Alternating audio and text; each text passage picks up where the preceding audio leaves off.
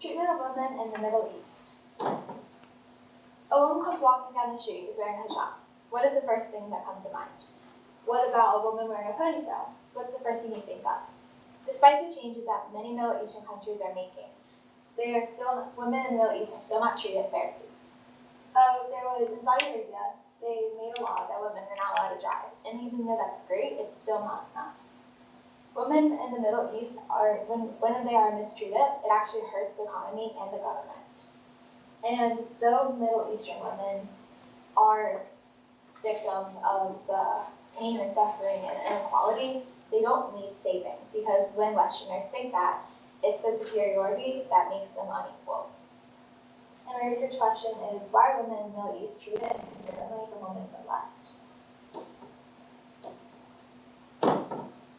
In the stimulus packet, Laila Abu-Labad said, because of how far Americans have become politically, it is easy to recognize the patronizing ideas of class and race, but the outlook of women in the Middle East is treated differently.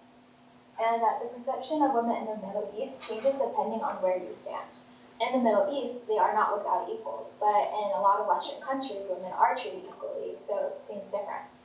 And Joe Hill is an artist who creates 3D pavement art, and it's mind-blowing art, and you see something that's not really there. You can see different depths and shadows, but as soon as you step away from that one point, you can't see it anymore.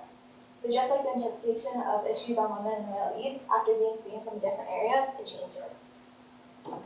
And this is Joe Hill's art in Singapore, and it appears 5 different levels underneath, but it's flat pavement.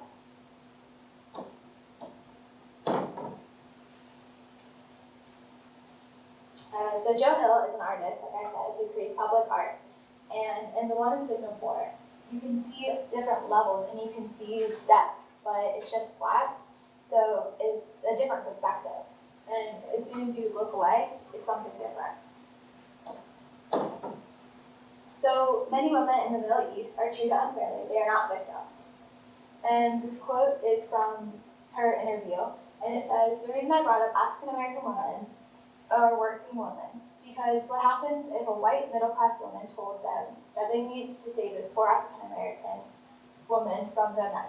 Because in America, we see them as equals. So when we see them working, we don't pity them. We don't think of them as victims. We see them as people. But because it's different in the Middle East, they're fighting for their rights still." And though many people see it that way, there are counter-arguments. It suggests that Dr. Yusuf argued on EBSCO that based on extreme and misguided interpretations of Islam, opponents of women's rights claimed and permitted women to destroy the social fabric of Kuwaiti society.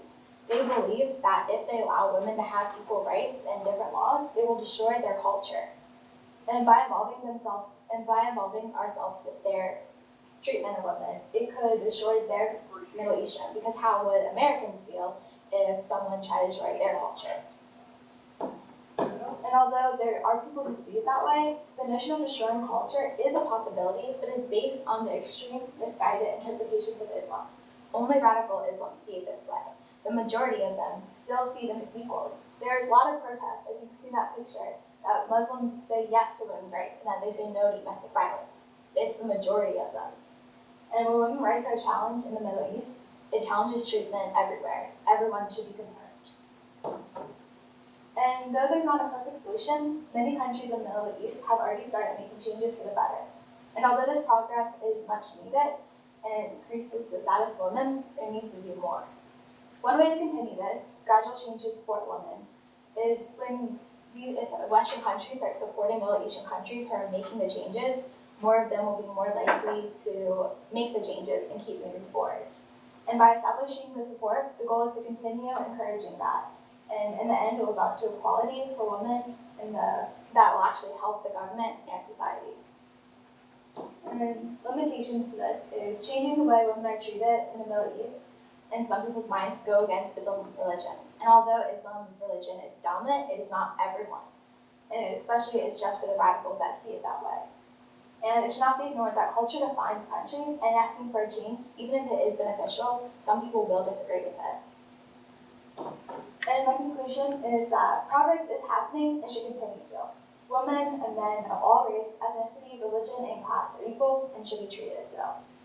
Many Middle Asian countries are continuing making progress, and they're helping with the notion of an equal world. And these are my website pages, and finish it. Okay, Gracie, just one question for you. So you kind of talked about some of your solutions. So tell me then, what might the real world implications or consequences be of your findings? And are there any that we can connect to in our community? Well, I think that some of the solutions is the main one is trying to encourage countries to make women's rights and make them equal. But the implications of that is there will be protests there, and some of them could get violent because their minds and their culture disagrees with it.